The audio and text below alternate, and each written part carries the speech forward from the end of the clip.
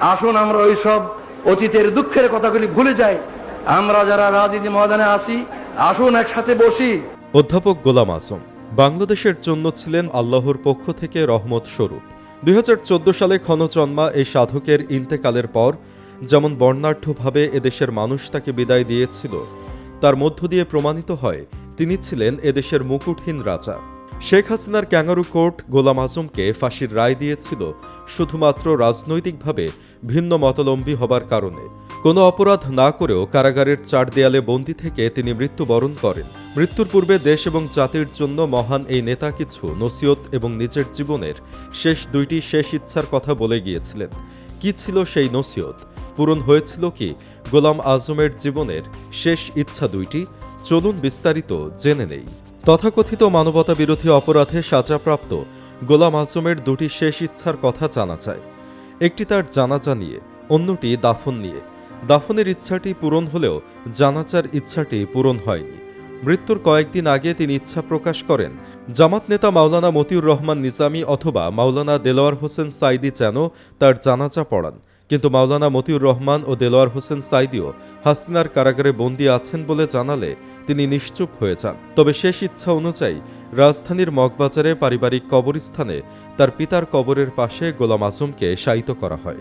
এর আগে 11 জানুয়ারি 2012 আন্তর্জাতিক অপরাধ ট্রাইব্যুনালে হাজির হতে যাওয়ার পূর্ব মুহূর্তে তিনি দেশবাসীর উদ্দেশ্যে একটি বক্তব্য তার একান্ত সচিব নাজমুল হকের নিকট হস্তান্তর করেছেন, যেখানে তিনি লেখেন, বাংলাদেশে 2009 সালের জানুয়ারিতে যে সেকুলার সরকার কায়েম হয়েছে তারা আল্লাহর আইন ও সৎ লোকের শাসন কায়েমের চরম বিরোধী। তারা তাদের বানোয়াট আইন অনুযায়ী গঠিত তদন্ত সংস্থা আমার বিরুদ্ধে 62টি অভিযোগ এনেছে।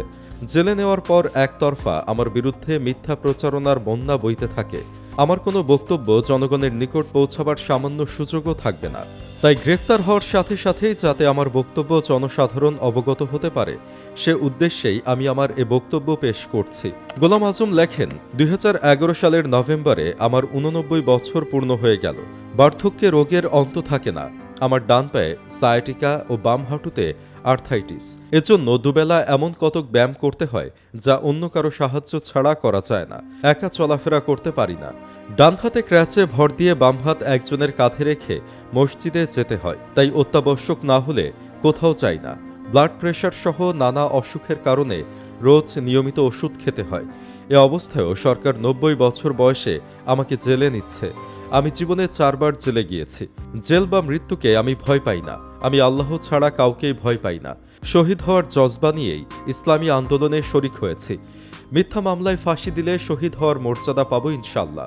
এবার বার্ধক্যে ও অসুস্থতা নিয়ে বন্দী জীবন কেমন করে কাটবে সে ব্যাপারে মহান মাবুদের ওপর ভরসা করে আছি।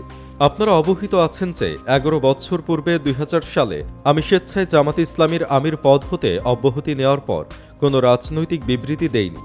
কিন্তু বিগত কিছুদিন থেকে আমার বিরুদ্ধে বিভিন্ন পত্রপত্রিকায় মিথ্যা, ভিত্তিহীন, কাল্পনিক ও বানোয়াট খবর কেবলমাত্র বিদ্বেষ ছড়ানোর উদ্দেশ্যে নির্লজ্জভাবে প্রচার করা হচ্ছে।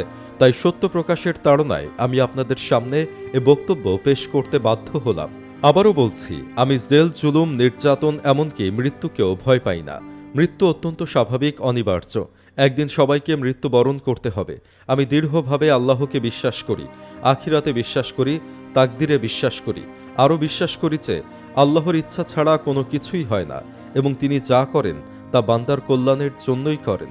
সুতরাং আমি আমার মৃত্যু নিয়ে সামান্য শঙ্কিত নই। আমি নিশ্চিত আমি এ দেশের মানুষের অকল্যাণের কোনো কাজ কোনোদিনই করিনি। নিরপেক্ষ তদন্ত ও নিরপেক্ষ বিচার হলে আমি নির্দোষ প্রমাণিত হব, এ ব্যাপারে আমার কোনো সন্দেহ নেই। যারা আমার বিরুদ্ধে মিথ্যা প্রচারণা চালাচ্ছেন তারাও জানেন যে আমি দোষী নই। এসবই রাজনৈতিক উদ্দেশ্য প্রণোদিত। তবে যেরকম প্রহসনের বিচার হচ্ছে তেমন হলে তো আর কোনো বক্তব্য থাকে না। আমার দীর্ঘ 50 বছরের কর্মজীবনে আমি সারা দেশে জনগণের মাঝে থেকেছি এবং তাদের উন্নত নৈতিক চরিত্র গঠনে উদ্বুদ্ধ করার চেষ্টা করেছি। আমার বিরুদ্ধে আনা মানবতা বিরোধী অপরাধের অভিযোগ জনগণ কখনো বিশ্বাস করবে না। আমাকে ফাঁসি দিলেও মানুষ আমাকে আল্লাহর একজন সৈনিক হিসেবেই স্মরণ করবে ইনশাল্লাহ। দেশের মানুষের দুনিয়া ও আখিরাতের কল্যাণে আমি সারা জীবন উৎসর্গ করেছি। আত্মপ্রচার বা আত্মপ্রতিষ্ঠা কখনো আমার লক্ষ্য ছিল না। দেশের রাজনৈতিক ইতিহাসে কর্মক্ষম থাকা অবস্থায় স্বেচ্ছায় দলীয় প্রধানের পদ থেকে অবসর নেওয়ার নজিরও আমি স্থাপন করেছি। কোনো প্রতিদান বা স্বীকৃতি কারো কাছে কোনোদিন চাইনি, এখনও চাই না। আমার জন্য আমার আল্লাহই যথেষ্ট।